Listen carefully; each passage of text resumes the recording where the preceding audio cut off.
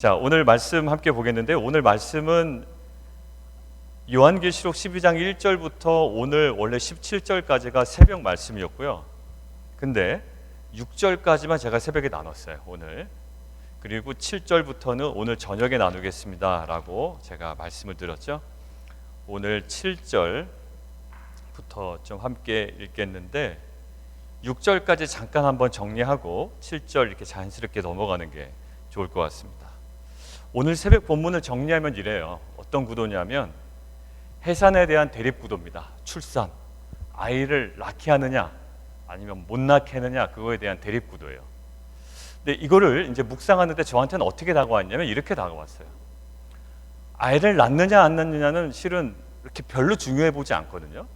그런데 구속사의 관점으로는 아이가 태어나느냐 안 태어나지 않느냐는 굉장히 중요합니다. 그리고 태어난 이후에라도 그 아이가 살아있느냐 아니면 죽느냐라는 건 굉장히 의미가 있는 거예요. 그러니까 이 아이가 어떤 아이인지는 여러분들 잘 알고 계실 거고요. 근데 이거를 묵상하는데 한 가지 떠오르는 건 아이를 낳느냐 못 낳느냐의 싸움 아니에요. 초기에 이 대립구도가. 근데 저에게는 무엇으로 다가왔냐면 우리가 큐티하고 또 예배하고 신앙생활 하지만 이 말씀을 통하여 열매를 낳느냐 못 낳느냐의 싸움이다라는 어떤 그런 구도가 저한테 들어온 거예요. 우리 신앙생활 한 국면이죠.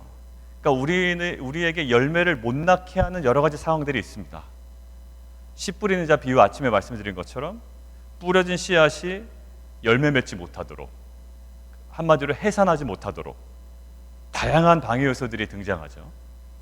때문에 오늘 본문은 여인의 해산의 모습을 이렇게 표현하고 있죠. 2절에 아파서 애를 쓰며 부르짖더라. 그러니까 한 생명이 태어나는데 이렇게 어려운 거예요. 그러니까 우리가 말씀을 통하여 열매를 맺는다, 삶에. 그저 신앙생활 하는 거 말고요. 여러분들 뭐 주일 예배 이렇게 꼬박꼬박 나오시고 또 새벽 예배 나올 수 있는 만큼 나오시고 또 유튜브로 함께 하시고 페이스북으로 함께 하시고 이런 거 말고요. 그거 자체로는 열매라고 할 수가 없어요. 그거를 열매라고 생각하는 크리스찬들이 많죠. 야, 그래도 나는 주일날 빠지지 않았어. 그리고 나는 그래도 목요 예배 정도는 나와. 뭐 새벽 예배 드려. 아니면 페이스북 못 나오면 내가 나중에 유튜브라도 링크를 들어. 그게 자체는 열매는 아니거든요. 그거는 열매를 향하기 위한 하나의 첫걸음이자 과정일 뿐이에요. 그러니까 열매를 낳기 위해서, 말씀을 통하여 열매를 낳기 위해서는 굉장한 진통이 있다고요. 마치 오늘 모처럼요. 아파서 애를 쓰며 부르짖는 모습이에요.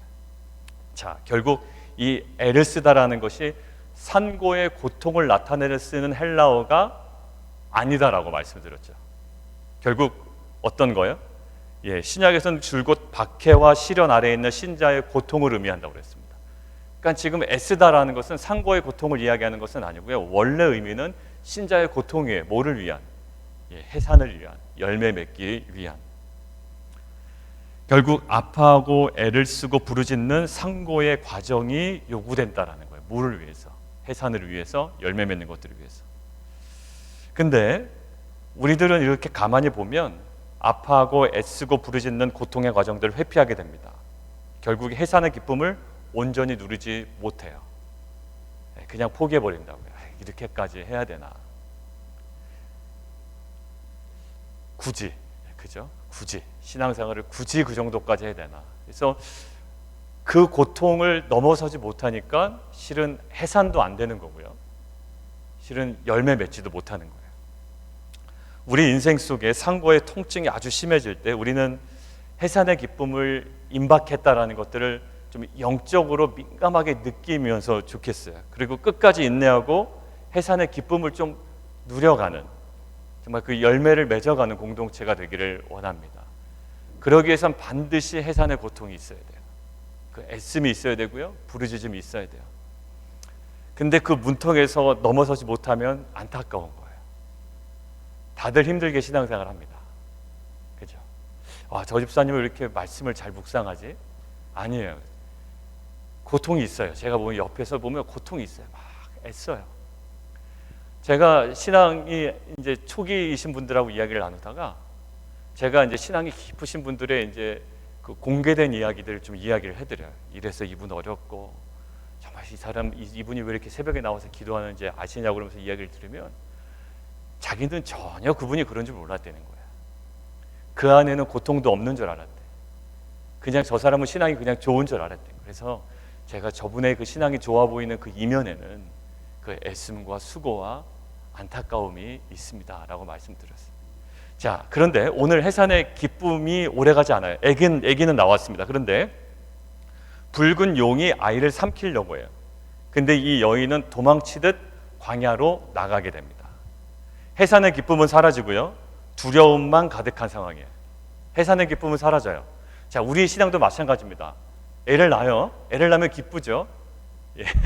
근데 기쁜데 막 난리가 나죠. 집안은 난리가 납니다. 우리의 신앙도 마찬가지예요.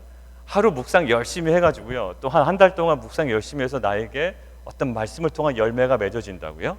근데 그 열매가요, 오래 가질 않아요. 한마디로 평생 가지 않는다고요. 오히려 그렇게 말씀에 순종하고 또 해산의 고통을 겪어서 말씀을 통한 열매를 맺었는데도 불구하고 오히려 마음에 두려움이 임한다고요. 결국 광야로 도망 나왔다는 수치심이 느껴질 만한 상황들이 우리 가운데 여러 가지로 경험돼요. 야, 이게 뭐야? 나에게 신앙적 열매가 있는데, 말씀도 묵상 열심히 했는데, 보란듯이 말씀 묵상도 하고 보란듯이 적용도 하고 열매도 경험했는데, 그런데 이게 마음이 공허해지고요, 또 때로는 광야로 밀려난 듯한 느낌이 들어요. 모세의 삶도 그랬다고 그랬죠. 애굽의 왕자라는 명예는 사라져요. 바로를 피해서 수치스럽게 광야로 도망쳐야 되는 상황, 그게 출애굽기 2장의 상황입니다. 엘리야도 마찬가지야. 아방에서 굉장히 보란듯이 당당함으로 선포했던 사역의 열매 기쁨도 있었어요. 그런데 오히려 두려움으로 아합과 이세벨을 피해 그리시네가 광야로 나아갑니다. 도망가는 신세가 된 거예요. 사역에 분명한 열매가 있었음에도. 그런데 오늘 도망 나온 그 광야에 대해서, 정말 수치스럽게 도망쳐 나온, 겨우 머물렀던 그 광야에 대해서 이렇게 설명하죠. 그를 양육하기 위하여 하나님께서 예비하신 곳, 6절에 그렇게 나와 있어요. 어쩔 수 없이 도망 나온 광야가 사실 하나님께서 나를 다듬으시고 만지시고 양육하기 위하여 미리 예비하신 곳, 은혜의 장소였다는 거예요. 다윗도 왕으로 기름 부음을 받았죠. 그런데 도망자의 신세로 갑자기 전락하게 됩니다. 열매가 있었거든요. 기름 부으심을 받고 이제 자기가 왕인 줄 알아요. 그러나 결국 왕까지 가기에는 광야로 나가는 도망자의 신세가 있었습니다. 그런데 수치스럽게 피한 아둘람 굴에서 하나님께서 예비하신 은혜들을 경험하게 되는 거예요. 자, 우리 한 가지 생각했으면 좋겠습니다. 언약을 우리는 붙잡고 가요. 언약을 붙잡고 가는데 오히려 상황은 더 악화됩니다. 밀려 가는 것 같아요. 하나님 분명히 언약의 말씀은 있는데 내 인생은 계속 밀려가는 것 같아요. 파도에 밀려서. 어디까지 가냐면 먼 발치, 오늘 찬양 제가 공유해드린 것처럼 엉뚱하게 광야에 가 있는 거예요. 야, 이게 왜 이런가 그래요. 분명히 하나님 언약의 말씀도 있었고 붙잡고 결정하고 걸어갔는데 어느덧 광야에 서 있는 거예요. 근데 그 광야가 뭐라고요? 수치스럽게 생각해야 될 광야가 아니라 그 광야는 나를 다듬고 양육하기 위하여, 오늘 그 찬양의 가사처럼 나를 낮추시고 나를 만지시고 나를 다듬으시고 하나님께서 예비하신 곳이기 때문에 분명히 제한적 시간이 지나면 1260일, 42개월, 3년 반, 그 제한적 시간이 지나면 성취될 언약이 있는 귀한 땅인 줄 믿습니다. 이것이 이제 오늘 새벽의 메시지였어요. 자, 오늘 저녁은 승리에 대한 확신으로 광야에서의 양육의 시간을 누립시다라는 제목이에요. 자, 오늘 저녁에 읽은 본문은 어떤 묘사일까요? 그냥 하나의 딱 그림을, 아침은 어떤 묘사였다고요? 아이를 낳느냐 못 낳느냐의 싸움이에요. 그리고 낳은 다음에도 그 낳은 아이가 제대로 보호되느냐 안 되느냐의 싸움이었어요. 자, 두 번째, 오늘 본문은요, 오늘 후반부 본문은 하늘의 전쟁에 관한 묘사입니다. 자, 전쟁의 구도는 이렇게 돼요. 미가엘과 그의 천사들, 그리고 하나는요, 용과 그의 사자들, 그런 전쟁이에요. 누가 우리 편입니까? 미가엘이 우리 편입니다. 용은 알다시피 저쪽. 자, 용과 그의 사자들은 어떻게 할까? 결국 전쟁에서 패배합니다. 이것이 오늘의 어떻게 보면 명백한 결론이에요. 그러면 질문 하나 던지겠습니다. 오늘 전쟁에서 패배하게 된 근거는 뭘까요? 용이 패배하게 된 근거. 거꾸로 얘기하면 미가엘이 승리하게 된 근거가 뭘까요? 미가엘이 군사력이 좋거나 전략이 좋아서가 아니에요. 그 근거를 오늘 11절에 있습니다. 자, 미가엘이 이겼습니다. 미가엘이 이기게 된 이유가 뭘까요? 군사력이 강해서 아니면 전략이 좋아서? 아니에요. 11절에 나와 있다고 그랬죠? 11절 무엇을 근거로 이겼나요? 예, 말씀보다 좀 앞에 있는 거 찾으면 좋겠는데 뭘까요? 어린 양의 피와라고 되어 있습니다. 어린 양의 피와. 어린 양의 피입니다. 그러니까 예수 그리스도의 십자가 죽음 그리고 그 죽음으로 낭자하게 흘려진 피가 있다고요. 죽음 때문에 흘려진 피가 있는데 그 피 때문에 사단은 뭐라고 생각했을까요? 나는 승리했다라고 생각했을 거야. 그리고 어린 양은 죽었다, 죽임을 당했다라고 아마 생각을 했을 거예요. 그는 죽임을 당했고 나는 승리했다라고 생각했을 거예요. 그런데 어린 양이 죽으며 흘린 피는 사단이 승리했음을 알리는 결과물이 아니었어요. 오히려 어린 양이 흘린 피, 죽음으로 흘린 피는 사단이 패배했음을 알리는 직접적인 원인이 되어버립니다. 그게 이제 신비인 거예요. 누군가 죽어서 피를 흘리면 나의 승리고 그 사람의 패배가 아닙니까? 그런데 어린 양의 피는, 죽음으로 흘린 피는 오히려 이긴 자를 패배하게 하고 피 흘린 자가 승리하게 되는 이러한 역설이요 또한 신비가 거기에 담겨져 있는 거예요. 결정적으로 뭘까요? 그 피 때문에 사단은 패배했습니다. 자, 미가엘과 그의 사자들의 하늘 전쟁에서 승리는 결국 어떤 이미지냐면 실제는 어디서 벌어진 거예요? 실제는 어린 양 예수 그리스도가 죽으시고 부활하심으로 사단을 이기신 것이 실제고요.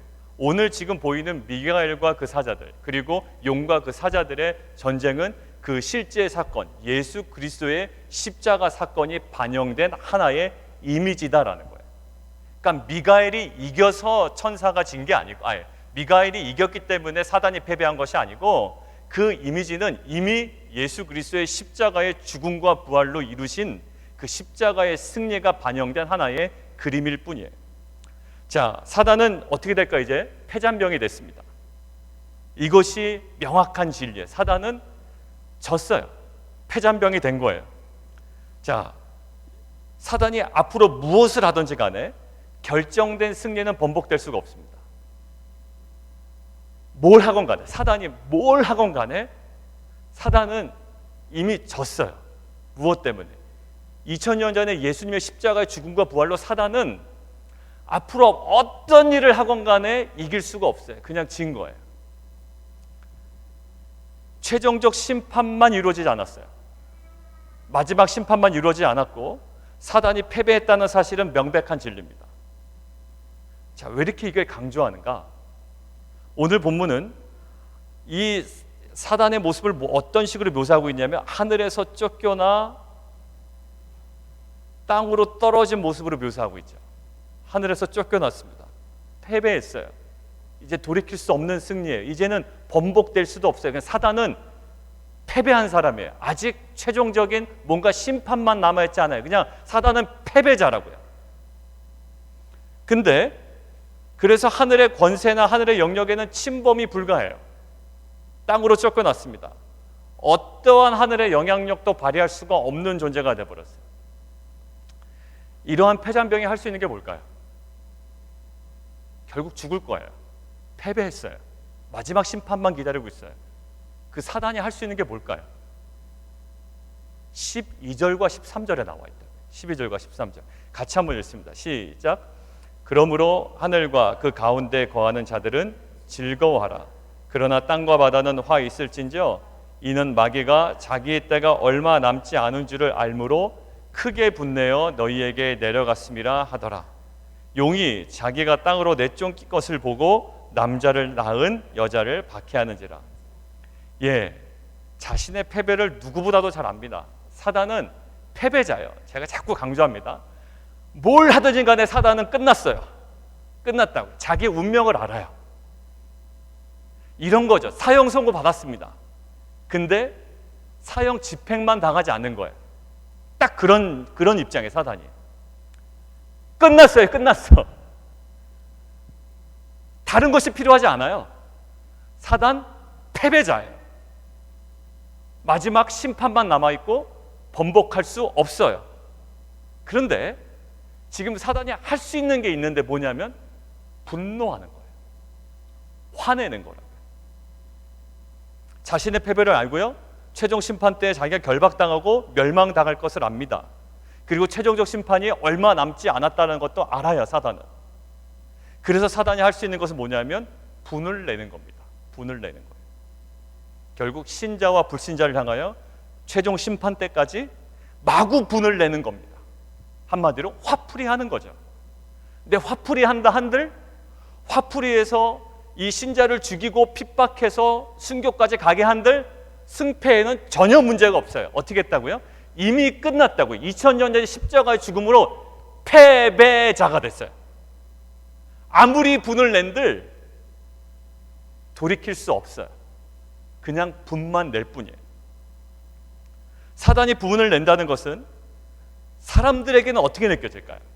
그런데 고난과 핍박으로 느껴져요. 사단이 분을 내거든요. 아주 심하게 분을 냅니다. 그러면 사람에게는 고난과 핍박으로 느껴져요. 자, 그래서 모리스라는 학자가 아주 재밌는 표현을 했어요. 뭐라고 돼 있냐면 핍박받는 의인들의 고난은 사탄이 강해서가 아니라 사탄이 패했기 때문이다. 의인들이 막 핍박을 받고 고난을 받잖아요. 그것은 뭐냐면 사탄이 강해서 내가 약하고 이런 구도에서 내가 핍박을 받는 것이 아니에요. 사탄이 강하고 내가 약해서 내가 핍박을 받는 것이 아니라 사탄의 핍박이 있고 핍박받는 의인들의 고난은 무엇 때문이냐면 사탄이 패했기 때문이래요. 이 본문을 가지고 모리스라는 학자가 얘기해요. 결국 사탄은 패했기 때문에 분을 내고 있는 거예요. 사탄의 분노와 그로 인한 핍박과 고난, 심한 경우에 순교의 죽음이 있을지라도 그때마다 확인되는 건 뭐냐면 사탄은 운명적인 패배자다라는 사실이 확인될 뿐이라는 거예요. 아무리 신자를 죽일지언정, 그를 순교자로 만들지언정, 육체적인 죽음을 그에게 줄지언정 결국 사단은 무엇만 확인한 거다? 나는 패배자다라는 것만 계속 확인해 나갈 따름이에요. 그래서 오스본이라는 학자는 이렇게 표현합니다. 신자가 죽을 때마다 사단은 매번 패배한다. 신자가 죽을 때마다, 신자가 고난당할 때마다 사단은 매번 패배를 확인한대요. 이런 거죠. 뭐 없어요. 신앙도 없고 돈도 없고 가진 것도 없고 그저 집안도 그렇고 그럴 때는 자꾸 자격지심이라는 게 생기죠. 그래서 조그만 거에 자꾸 화를 내고요. 남들은 그냥 넘어갈 수 있는 거에 민감해지고 막 이런 경우가 있습니다. 막 화를 내요. 자, 이게 뭘까요? 예, 자격지심 때문에. 그러니까 모든 화가 자격지심 때문에 나오는 건 아니지만 자격지심 때문에 나오는 화는요. 결국 그 화는 뭐를 드러낼까요? 계속 자격지심만 드러내는 거예요. 아유, 그냥 사람들끼리 담합을 합니다. 감정의 담합. 저 사람은 좀 그런 상황이 있으니까 좀 우리가 받아줍시다. 이렇게 되는 거예요. 뭘까요? 예, 그 사람이 화를 내면 화를 낼수록, 그 사람이 민감해지면 민감해질수록 우리는 담합이 돼. 왜? 아유, 그래서 그런 거예요. 왜요? 사단이 지금 계속 핍박을 가면 갈수록 내가 고난을 당하면 당할수록 굉장히 신비스럽죠. 오히려 내가 순교를 당하면 당할수록 어떤 일이 벌어진다고? 사단의 패배가 계속적으로 인정되는 거라고. 왜? 사단은 지금 분노에 있어요. 자기의 운명을 알고요. 이제 임박해 있는 걸 알아요. 할 수 있는 건 분노밖에 없어요. 자, 그래서 11절에 그렇게 나와 있습니다. 11절 다시 한번 읽을까요? 11절 시작. 또 우리 형제들이 어린 양의 피와 자기들이 증언하는 말씀으로써 그를 이겼으니 그들은 죽기까지 자기들의 생명을 아끼지 아니하였도다. 생명을 아끼지 아니하였대요. 죽임을 당할지라도 어떤 삶을 살았다? 순교적 삶을 살았다는 거예요. 신자가 죽음을 두려워하지 않아요? 신기하죠. 그런데 계시록 2장 10절에 보면 이렇게 나와 있어요. 옥에 갇힌 모든 자가 죽임을 당하는 것으로 나오지 않아요. 그 중에 일부는 죽임을 당하고 그들의 일부는 그냥 고난을 당하는 거예요. 그러니까 그리스도를 위하여 겪는 고난이나 죽임을 당하는 것은 패배의 운명을 가진 사단의 모이다 분노일 뿐이다라는, 어떠한 결과로 귀결된다? 결국 신자의 승리로 귀결된다. 사탄은 패배자예요.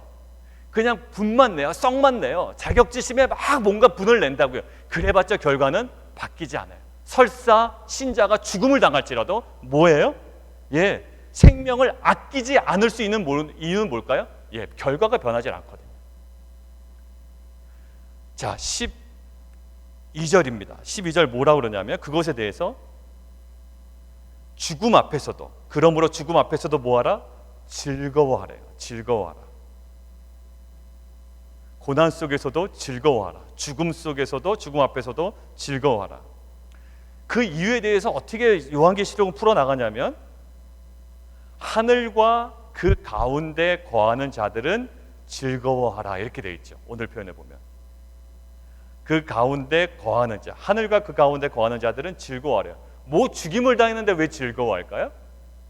일단 승패는 변하잖아요. 사단은 패배자예요. 그냥 자격지심에 혼자 흥분해서 분노한 거라고요. 그럴 때 우리 꼭 사람의 반응 똑같아. 에이, 괜찮아. 괜찮은 거야. 그래도 쟤는 어쩔 수 없어. 이길 수 없고 영원한 패배자니까. 자, 근데 자기가 죽음을 당하는데도 즐거워하려는 거예요. 요한계시록이. 왜 그러냐면 오늘 표현에 재밌는 표현이 있습니다. 오늘 거하는 자들 돼 있죠. 이 거하는 자들이 내일 본문 한번 보시겠습니까? 내일 본문 13장 6절에 이렇게 돼 있죠. 하늘에 사는 자들이라는 표현이 있죠. 하늘에 사는 자들. 그리고 내일 본문 8절 보세요. 8절의 후반부에 보면 이 땅에 사는 자들 돼 있죠. 자, 그런데 6절에 있는 사는과 8절에 있는 사는이 한국어로는 동일합니다. 한국어로는 동일해요. 그런데 6절은 하늘에 산다라고 되어 있고 8절은 땅에 산다라고 되어 있어요. 그럼 이 산다라는 단어가 한국어로는 동일한데 헬라어로도 동일할까라고 찾아봤더니 헬라어로는 전혀 다른 단어를 사용하고 있어요. 자, 이때 6절에 쓰는 헬라어는 뭐냐면 스케눈테스라고 돼요. 스케눈테스라는 단어는 어떤 단어와 같냐면 장막을 치다라는 단어예요. 장막을 치다. 근데 이 단어가 지금 오늘 제가 이야기하는 12절 있죠. 12장 12절에 나오는 하늘과 그 가운데 거하다라고 할 때 지금 13장 6절에 있는 산다라는 단어와 헬라어가 똑같은 단어예요. 그러니까 결국 뭐예요? 하늘과 그 가운데 사는 자들, 스케눈테스라는 헬라어를 쓰는 거예요. 결국 하늘과 그 가운데 거한다, 산다라는 단어는 어떤 이미지라고요? 장막을 친다라는 단어래요. 근데 조금 더 들어가 보겠습니다. 이 장막을 친다라는 단어 헬라어 사전을 찾아보니까 요한계시록 다른 데 사용이 된 거예요. 어디 사용되냐면 요한계시록 7장 15절에 사용되어 있습니다. 거기는 한번 찾아보는 게 좋겠죠. 과연 무엇으로 표현되어 있는가? 요한계시록 7장 15절에 있는 단어와 똑같습니다. 87페이지죠. 큐티책으로 14일 본문 15절에 뭐라고 나와 있는 게 표현이 눈에 딱 들어오세요? 그러면 예, 그렇죠. 하나님께서 보좌에 앉으시니가 그들 위에, 그 믿는 자들 위에 뭘 치신다? 장막을 치신다라고 할 때 뭐와 같아요? 스케논테스, 오늘 이야기하는 거한다라는 거예요. 결국 신자가 하늘에 거한다라는 것은 어떤 의미가 있어요? 단순히 신자가 그냥 거기에 살고 있다라는 의미가 아니라 뭐한다? 하나님께서 그들 위하여 뭐를 쳐주신다? 장막을 쳐주신다라는 거예요. 그러니까 너희가 이 땅에서 순교의 삶을 살아도 고난을 당해도 너희의 운명은 뭐다? 내가 하늘에서 장막을 쳐줘서 너희를 완전히 보호하고 너희는 영원한 생명을 얻은 자라는, 변하지 않는 운명을 가진 자라는 거예요. 그런데 사단의 운명은 뭐예요? 너는 패배자야. 영원한 패배자야. 네가 할 수 있는 거는 분노밖에 못 내. 패배자라는 자격지심 때문에 분만 내는 거예요. 그러나 괜찮아. 왜? 결과는 변하지 않거든. 네가 아무리 분내봤자, 설사 내가 고난을 당하고 내가 죽임을 당한다 하더라도 나는 어떤 자다? 하늘에 거하는 자, 하나님께서 장막을 쳐주시는 그러한 운명이 있다는 거예요. 두 가지 극명한 운명을 가지고, 그리고 분명한 운명을 가지고 뭐 하래요? 즐거워하라는 거예요.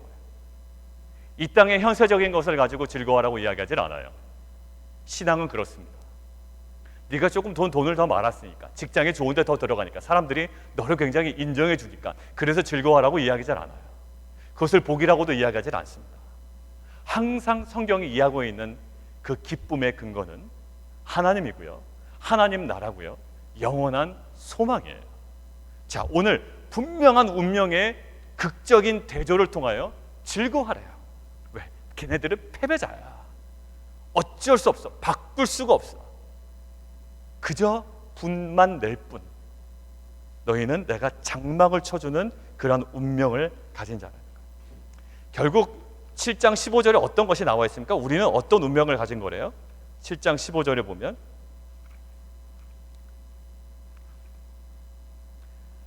보좌에 앉으시니까 그들 위에 장막을 치시리니, 그 다음에 그들이 다시는 줄이지도 아니하는 운명이고요, 다시는 목마르지도 아니하는 운명이고요, 해나 아무 뜨거운 기운에 상하지도 아니하는 운명이고요, 이는 보좌 가운데 계신 어린 양이 그들의 목자가 되시는 운명이고요, 그리고 그 목자 되신 어린 양이 생명수 샘으로 인도하는, 그 인도함을 받는 운명이고요, 결국 하나님께서 그들의 눈에서 모든 눈물을 씻어주시는, 씻김을 당하는 운명이라는 거예요.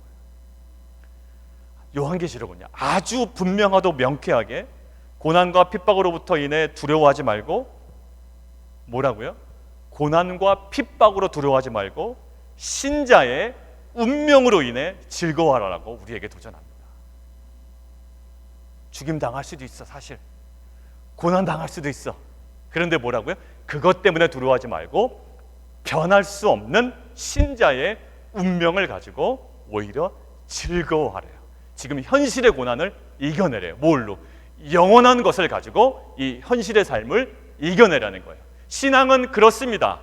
이 땅의 삶을 가지고 이 땅을 겨우 살아가는 자가 아니라 하늘의 영원한 것을 품고 이 땅의 현세적인 것들을 감당해내며 살아가는 것, 그것이 신자의 영광임을 믿습니다.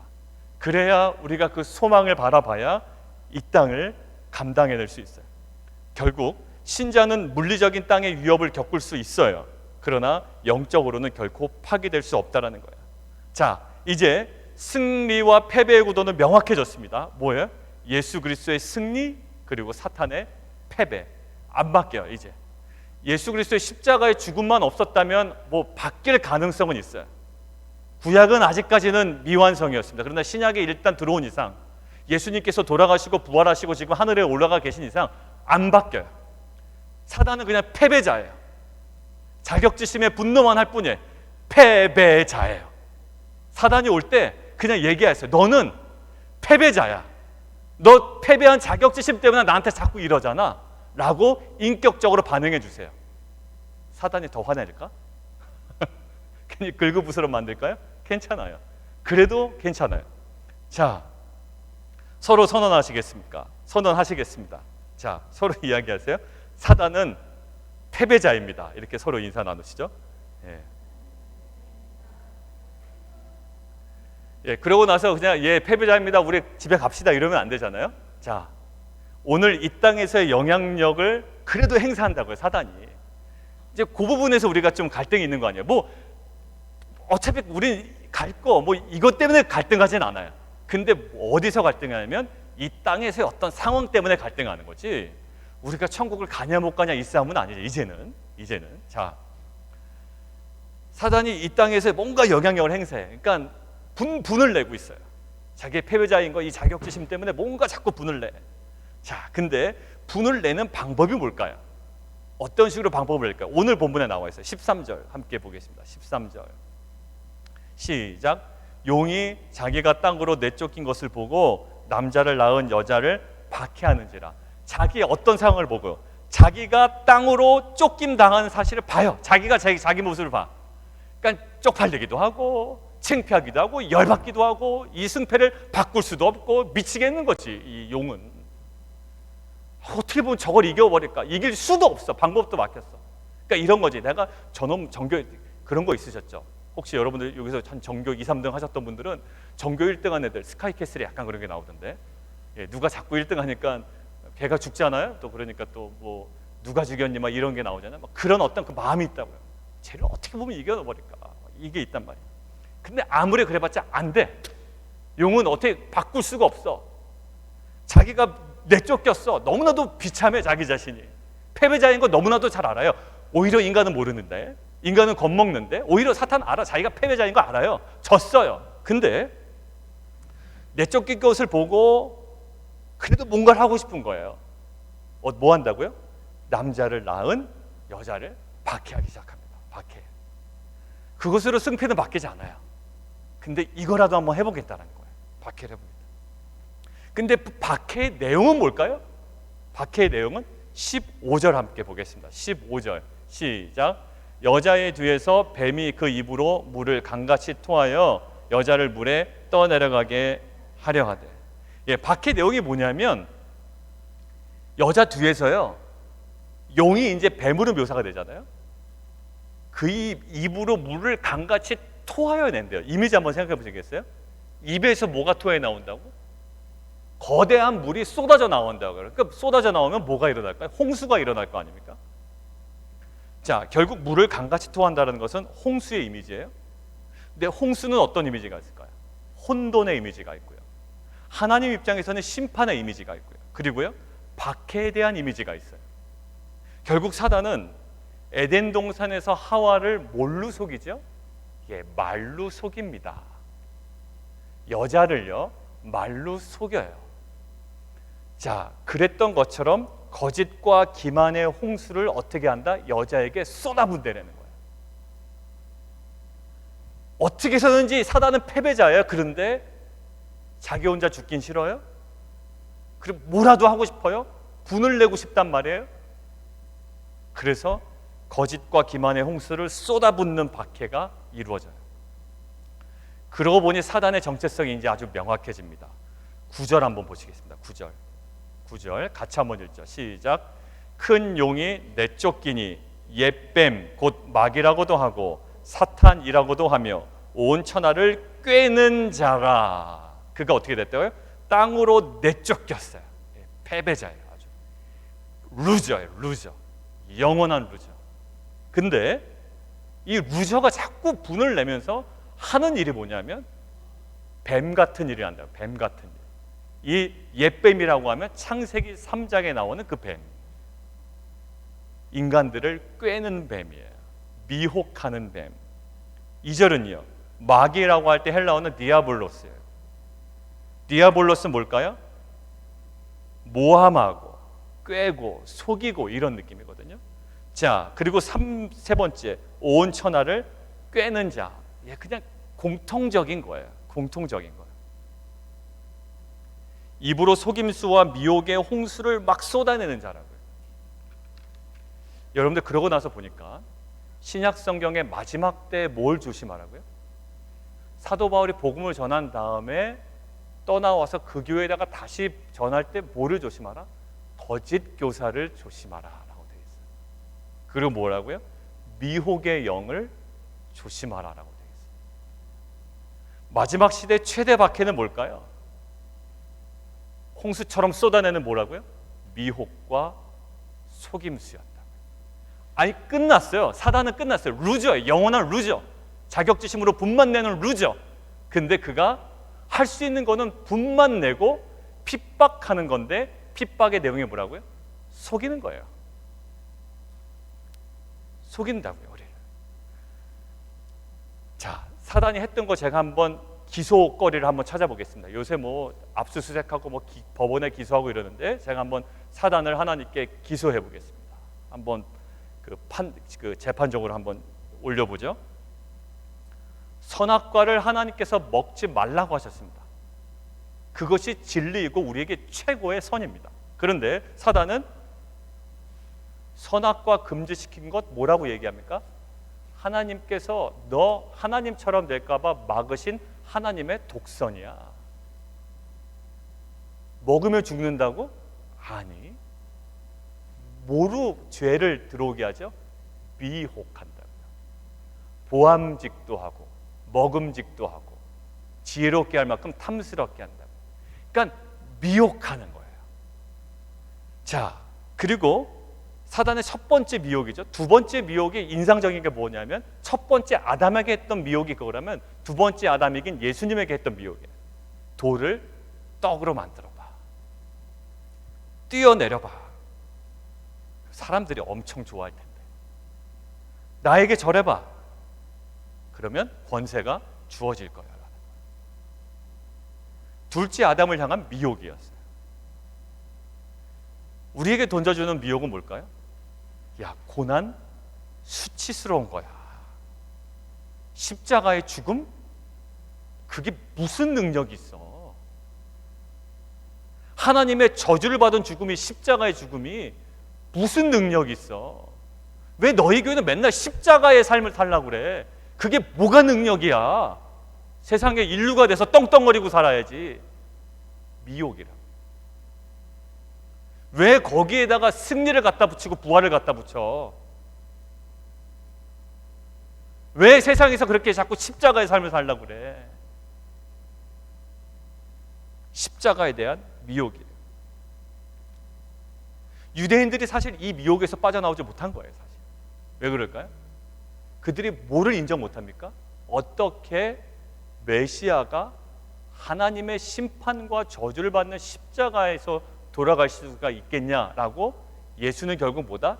메시아가 아니라는 거예요. 그러니 그들에게 무슨 십자가 신학이 있겠어요. 이러한 미혹에서의 에디오피아 내시 사도행전 보세요. 에디오피아 내시는 이사야를 보다가 이 사람이 그 사람입니까? 라고 물어보죠. 결국 그래서 구약을 통해서 알게 되었습니다. 결국 미혹이 제거됐던 거예요. 심령이 가난한 자 복이 있다고? 가난이 수치스러운 것이 아니라고? 가난은 부끄러운 거야. 복에 대한 미혹이 있어요. 야, 그래도 돈이 많아야지 뚱뚱거리지. 교회에서도 돈이 많아야 인정받지. 그래야 목사님이 기도도 더 많이 해준다. 이런 미혹들. 잘 봐. 여러분들 실은 제가 여러분들 헌금 얼마 내는지도 잘 몰라요. 예, 제가 재정에 신경을 너무 안 쓰는 것 같긴 하지만 실은 여러분들 혹시 이런 오해가 없었으면 좋겠어요. 제가 미리 말씀드려야지. 내가 최근에 감사헌금 많이 내는데 목사님이 나한테 얼굴을 이렇게 안 돌리시지? 이런 거 뭐지? 저 잘 보고 못 받아요. 한번 알려달라고 하긴 해야 되겠는데, 그러니까 재정 전혀 컨트롤을 안 하고 있습니다. 그 부분을. 그분 너무 안 해서 좀 제가 이 설교 준비하다가 그것도 안 되겠다. 뭐 여러분들의 헌금 생활도 제가 알아야 될 필요가 있긴 한데 아무튼 그렇습니다. 이런 거죠. 야, 교회에서도 가난하면 인정 못 받아라는 거예요. 미혹의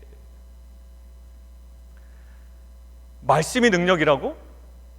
뭐 말씀 묵상하면 뭐 인생이 다 풀린다고? 큐티하라고? 이 땅을 살아갈 때는 이 땅을 살아가는 세상의 법칙이 있어. 신앙은 그냥 죽어서 천국 갈 때만 쓰는 거야. 뭘 말씀 묵상이 무슨 능력이야. 말씀에 대한 미혹. 여러분들, 이 미혹을 어떻게 이겨낼까요? 진리로만 가능한 줄 믿습니다. 미혹은요, 진리를 우리가 분명히 알 때 미혹을 이겨낼 수 있어요. 여러분들, 이단들은 무엇을 구별합니까? 제가 뭐 몇몇 분하고 이제 여호와의 증인 뭐 이야기하다가 여호와의 증인 제가 이렇게 찾아봤어요. 예수 그리스도의 신성을 딱 부정하더라고요. 삼위일체 부정해요. 근데 여러분들 초대교회사라고 이제 나중에 수업을 들어보시면 초대교회사를 배울 때 거의 대부분이 뭐로 구성이 되어 있는지 아세요? 종교회의로 구성이 되어 있어요. 근데 종교회의에 무슨 회의를 했길래 그게 초대교회사냐라고 하면 이단들을 다 제거해가는 종교회의입니다. 근데 거기에 항상 핵심 주제가 됐던 게 삼위일체 교리하고요, 예수 그리스도의 신성이에요. 왜냐하면 그게 딱 어긋나면 뭐가 어긋날까요? 구원이 어긋나 버려요. 예수 그리스도의 신성이 끝장나면 구원도 끝장나는 거예요. 삼위일체가 끝장나면 구원이 끝장나는 거예요. 그리고 항상 우리가 이단이라고 할 때 항상 뭐가 건드려집니까? 삼위일체, 예수 그리스도의 신성, 이렇게 얘기해요. 예수님은 하나님의 아들이다. 그러나 하나님은 아니다. 그럼 뭐야? 인간인데 나중에 신성을 부여했다. 원래는 인간이었다. 그러니까 이 모든 것들이 하면 원죄도 걸리고 다 걸려버려요. 결국 무엇을 이겨낼까요? 예, 진리로 이겨내는 거예요. 근데 여러분들, 근데 이단들이요 굉장히 친근합니다. 친절해. 일반 교회들은 약간 무뚝뚝하잖아요. 우리만 해도 이렇게 보면 인사도 잘 안 하고 갈 때도 있고. 예. 근데 이단들의 특징은 굉장히 인간관계가 굉장히 끈끈해요. 그러니까 그 정에 못 이겨서 실은 이렇게 또 가볼 수도 있다고요. 근데 실은 이것이 들어가다 보면 아이들 입에서 또 어른들 입에서도 또 좋은 대학교, 제가 아는 그 어머니 친구 아들인데요, 한국의 유명한 사립대학교 나왔어요. 우리가 딱 아는, 거기에 신촌에 있는 좋은 대학교, 이럴 정도로. 근데 이분이요 갑자기 대순진리에 빠지더라고요. 근데 어떻게 되면 대순진리에 오면 대진대학교 교수로 가더니요 거기서 나올 생각을 전혀 안 하더라고요. 굉장히 사람 똑똑하고 스마트했던 사람인데, 여러분들 미혹된다라는 것은요 굉장히 단순해요. 진리가 올바로 들어가 있지 않으면 그냥 뭐 인간관계 괜찮습니다. 뭐 내가 혜택 받는 것도 있을 거고 여러 가지 뭐가 있잖아요. 그런데 이 미혹은 결국 어떻게 되냐면, 사단이, 영원한 루저였던 사단이 우리 가운데 마지막 때에 한껏 투정 부려보는 여러 가지 것 중에 하나가 뭐냐면 미혹이에요. 아까 쏟아붓잖아요. 입으로 물을 쏟아붓대잖아요. 그게 뭐라고요? 홍수고 미혹이고 거짓이고 꿰는 것들이에요. 결국 뭘까요? 무엇을 이겨낼까요? 예, 그 진리를 이겨내는 거예요. 여러분들, 여러분들의 자녀 가운데, 자녀들이 대학 가면요 어디에 미혹될까요? 대학의 문화에 미혹돼요. 저도 솔직히 고백하면 대학교 1학년 처음에 딱 재수하고 들어갔으니까, 저는 또 재수할 때 노량진에 그 화려한 생활이 있었어요. 대성학원 다니면서 그 노량진에 그 화려한 노래방과 막 그 여러 가지가 있습니다. 그러니까 거기서도 그냥 그래도 내가 좀 견뎌보려고, 그래도 건전하게 생활해 보려고 하다가 대학교 1학년 딱 들어가니까요 이게 대학의 여러 가지 문화에 내가 완전 확 노출이 되는 거예요. 이게 좋아 보이는 겁니다. 그냥 그렇게 좀 생활해야 될 것 같아 보이는 거예요. 그러다 보니까 술도 먹게 되고요. 그러다 보니까 뭐 여러 가지 생활에 빠지기도 하는 거예요. 어느 정도까지 갔냐면, 제가 주일날 예배 가는 시간이 아까워서, 놀러 가야 되는데 예배 가는 시간이 아까워서요 아침부터 일찍, 제가 인천에 살 때인데 지하철 타고 강남역 쪽으로 향했습니다. 그래서 친구들 만나고 낮부터 친구들과 어울리고 저녁 늦게까지 술 먹고, 이게 그게 좋아 보이는 거예요. 근데 여러분들의 자녀들이 나중에 가면 뭐에 온전히 서 있지 않으면, 진리 안에 온전히 서 있지 않으면 미혹되기 쉽습니다. 좋아 보이는 것까지는 괜찮아요. 여러분들 애들이요 보면 좋아 보여요. 야, 저게 굉장히 자유로워 보인다. 야, 저게 되게 신앙에 얽매지도 않고 참 좋아 보인다. 굉장히 자립심도 있어 보이고, 뭔가 이렇게 스스로 뭔가 진취적으로 하는 것처럼 보이고, 맨날 이렇게 막 예배당 나와서 막 울며 불며 이렇게 막 궁상 떨지 않아도 되고, 그냥 열심히 공부하면 될 것 같고, 그냥 그렇게 살면 될 거, 그게 좋아 보여요. 그런데 그때 우리 자녀들이 넘어가지 말아야 될 선이 있어요. 어느 질문을 탁 던져야 되냐면, 그래, 내 눈에는 좋아 보여. 그런데 정말 좋은 건 아니야 라는 자기의 고백만 있으면 돼요. 좋아 보이는 정도까지는 괜찮습니다. 그래, 저게 좋아 보여. 그러나 그것이 정말 좋은 것은 아니야. 미혹당하지만 않으면 돼요. 물론 끊임없는 갈등이 있겠죠. 이겨내려는 애씀이 있겠죠. 그러나 좋아 보여. 어디까지 가요? 야, 근데 정말 좋다까지 가면 이제 막 간 거예요. 그러나 그것을 분별할 수 있는, 좋아 보이는데 정말 좋은 건 아니야. 그런데 좋아 보여. 여기서의 갈등까지는 괜찮아요. 자, 결국 우리 자녀들에게 뭘 심어줘야 될까요? 왜 그렇게 큐티하라고 그럴까요? 우리 자녀들에게 그냥 교회 나오는 신앙생활, 그냥 그래 나는 크리스찬이야라는 그냥 자부심만 느끼게 해주라고 하려면, 여러분들 그러면 얼마나 불쌍합니까? 그런 신앙 가진 사람도 얼마나 많아요. 그냥 나는 썬데이에 교회 나오고 그냥 어느 정도 기도하고 목장 모임도 가고. 제가 그랬잖아요. 어디서부터 떨어졌는지를 기억하라고요. 단순히 모임 참석하는 것은 기본이요, 우리의 심령이 어디에 붙어있느냐, 진리에 붙어있느냐. 여러분들 우리 자녀들에게 정말 진리가 무엇인지를. 그래서 우리 자녀들 저번에 그 작년 송구영신 예배, 이제 송구영신 예배 때가 다시 왔네요. 작년 송구영신 예배 때 누가 얘기했더라? 기도의 제목 얘기하라고 그랬더니, 자녀 기도 제목 얘기를 했더니 십자가의 삶을 살아가게 해줘서, 우리 켈빈이 얘기했구나. 켈빈이 뭐 알고선 얘기했는지 모르고 얘기했는지 몰라요. 근데 자꾸 들은 게 있는 거예요. 집에서도 물어볼 거 아니에요. 아빠 그 십자가의 삶이 뭐야? 그럼 얘기해 주겠죠. 예수님이 그 하나님의 저주를 받은, 그 당시에는 미련해 보이는 그 십자가의 죽음을 당하셨어. 그런데 많은 사람들이 미련해 보이고 피하고 또 미련해 보여서 외면하고 터부시하는 그 십자가를 통하여 그 부활을 이루셨어. 하나님이 우리를 부르셨다. 하나님께서, 예수님께서 우리에게 본을 보여서 우리로 하여금 자취를 따라가게 하셨어. 우리가 걸어가고 하는 것은 우리의 십자가의 삶을 통해 우리가 온전한 빛과 소금이 되기를 원한 거야. 정말 복음의 능력은, 정말 빛과 소금은 팔복의 삶처럼 십자가의 삶을 통해서만 가능해. 너 세상에 인류가 되려고 그렇게 애쓰지 마라. 먼저 진리 안에서. 여러분들 우리 자녀들이 정말 진리 안에 서야 됩니다. 자, 그리고 무엇으로 또 이겨낼 수 있을까요? 이러한 미혹과 이런 모든 것들을요. 결정적으로 우리의 애씀보다 더 중요한 게 있대요. 하나님의 보호하심이 있다라는 거예요. 무엇으로 나타납니까? 14절이에요. 14절 같이 한번 읽습니다. 시작. 그 여자가 큰 독수리의 두 날개를 받아 광야 자기 곳으로 날아가서 거기서 그 뱀의 낯을 피하여 한 때와 두 때와 반 때를 양육받으매. 아까 처음에 오늘 새벽에 나눈 말씀하고 동일한 메시지예요. 독수리 날개를 받아 이동한 곳이에요. 근데 그곳이 어디입니까? 광야래요. 광야. 그곳에 여전히 핍박이 있습니다. 한 때, 두 때, 반 때, 뭐라고요? 3년 반. 다니엘서에 나오는 그 이미지라고 그랬죠. 제한된 시간 동안 핍박이 있지만 이 시간은 양육받는 시간이고, 오늘 새벽의 말씀처럼 하나님께서 예비하신 공간이에요. 무엇을 위하여? 나를 양육하기 위하여 하나님께서 예비하신 공간. 무엇이 있다? 보호하심이 있다라는 거예요. 출애굽의 모티브입니다. 막 물을 토하여 내요. 그런데 뭐가요? 그 땅이 여자를 도와요. 입을 벌려 용의 입에서 토한 강물을 삼켜버려요. 뭘까요?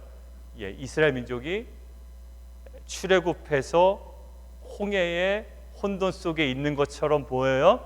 그런데 결국 어떻게 될까요? 물이 땅이 삼키는 것처럼 마른 땅이 되죠. 그리고 거기를 지나가요. 그리고 애굽의 군대는 오히려 그 물에 다시 들어가게 됩니다. 자, 그리고 출애굽기 19장에 보면 시내산에 도착해서 모세를 통해 이스라엘 민족에게 하신 말씀이 있어요. 내가 너희를 어떻게 인도했는지를 기억해라. 독수리 날개로 업어서 내가 너희를 이곳까지 온 것을 기억해라라는 거예요. 어떻게 했다? 오늘 이 모티브죠.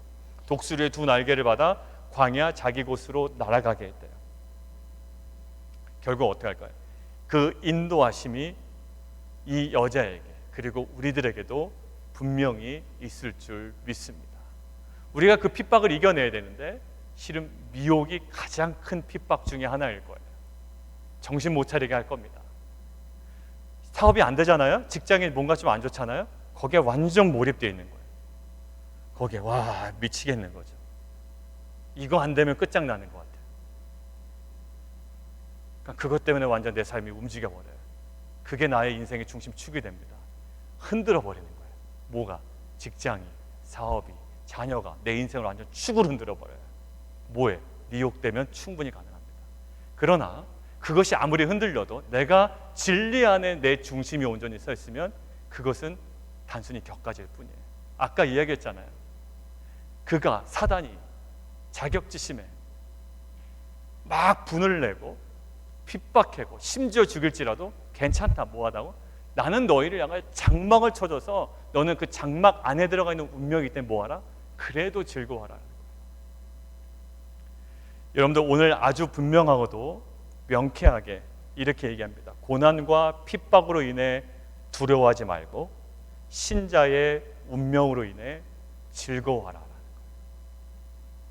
자신의 임박한 패배와 최종적 패배를 인식하고 있는 사단은 너무 잘 알아요. 영적인 존재이긴 합니다. 지금도 아마 이 땅에서 운행하고 있고요. 우리들 심령 가운데 계속 던지고 있을 거예요. 근데 그는 루저예요. 선포하세요. 그냥 뭔가 이렇게 마음이 미혹되고 혼란스럽고 뭔가 내가 중심 못 잡고 있을 때 루저라고 이야기를 하세요. 너는 루저야. 너는 분낼 수밖에 없어. 나는 진리 안에 서 있어. 십자가의 그 죽음이, 고난이, 그 패배 같아 보이는 그 피 흘림이 결국 부활과 영생과 생명을 우리에게 허락되는 거룩한 것임을 우리는 날마다 인식해요. 고난과 핍박으로 인해 두려워하지 말고 신자의 운명으로 인해 즐거워하는 공동체가 되기를 원합니다. 그리고 자신의 임박한 패배와 최종적 패배를 인식하고 있는 사단의 박해와 미혹에 대하여 진리와 성령 안에서 양육받고 분별하여 우리에게 주어질 영광스러운 소망을 바라보며 나아가는 귀한 공동체 되기를 원합니다. 우리 함께 좀 기도하도록 하겠습니다.